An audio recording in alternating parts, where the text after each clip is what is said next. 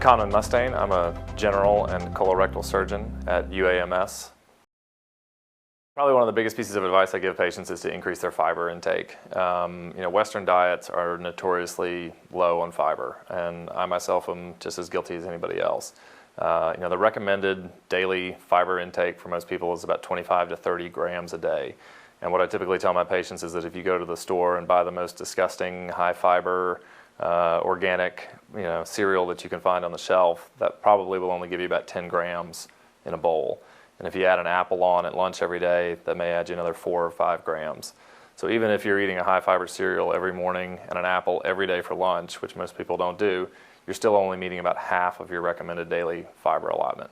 So the goals are lofty and they're hard to achieve, but I think if patients will look at a list of high fiber foods, they're not always what you expect. A lot of patients think, I had a salad with iceberg lettuce and a couple of tomatoes on it, so I'm getting fiber. But foods that are particularly rich in fiber include legumes, beans, peas, nuts, avocados, things that people may not always associate with high fiber.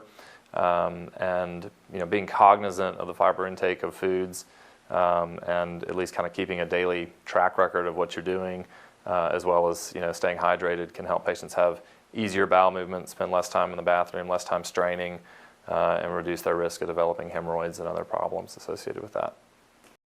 And colorectal surgery is plumbing, and for the most part it makes sense if you take the time to explain it to somebody. Patients ask a lot of questions, and we're more than happy to answer them.